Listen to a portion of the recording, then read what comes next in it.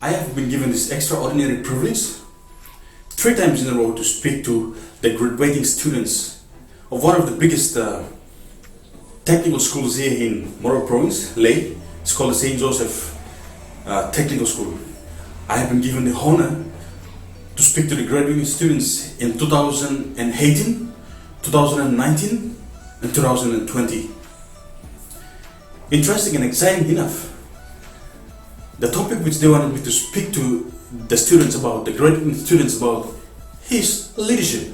So I was excited to talk to them about leadership. The moment they wanted me, or they gave me the program, and I saw that I was to talk to them, the students, about leadership, I was thinking, what am I going to talk to them about? And then automatically, I recall a situation I was in when I was working in Port Moresby, in one of the premier real estates in Papua New Guinea. We were not allowed to talk about Jesus Christ in the company. Even by the name or by the mention of the name Jesus Christ, if the CEO of the company hears it, you were fired just like this. So one time I was being reported to him because I was reading a book called Communication with God back at home, and somebody reported to him that I was reading this book back at home. So he called me in. He normally called me the Kanaka, the stupid Kanaka from Simbu. So he walked in and he screamed, "The stupid Kanaka, where are you?" Everybody in the office, when they heard him screaming, they know that I am in a very deep shit, I am in a very, very serious problem.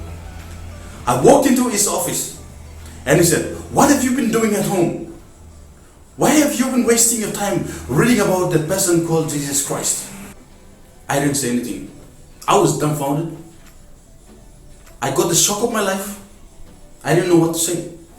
And he asked me for the second time, "Why did you waste your time reading about this person called Jesus Christ?"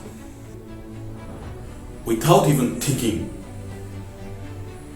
I answered him, "I read about Jesus Christ because I love the political aspect of Jesus Christ." And he was like, "What? What are you telling me?" And I told him again, "I read about Jesus Christ because I love his political aspect."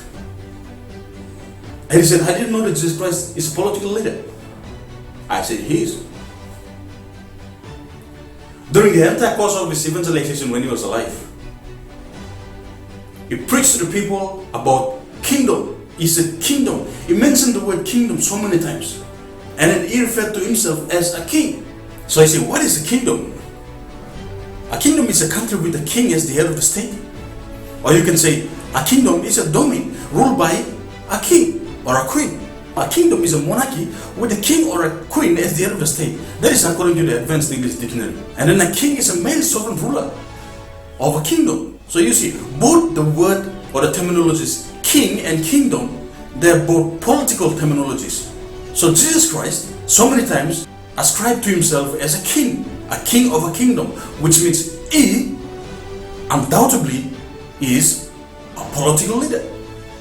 And knowing that that guy, that CEO, has a lot of influence on our PNG leaders, I told him, just imagine, what if all our leaders in Papua New Guinea ascribe to the leadership of Jesus Christ? Imagine what this country would be like.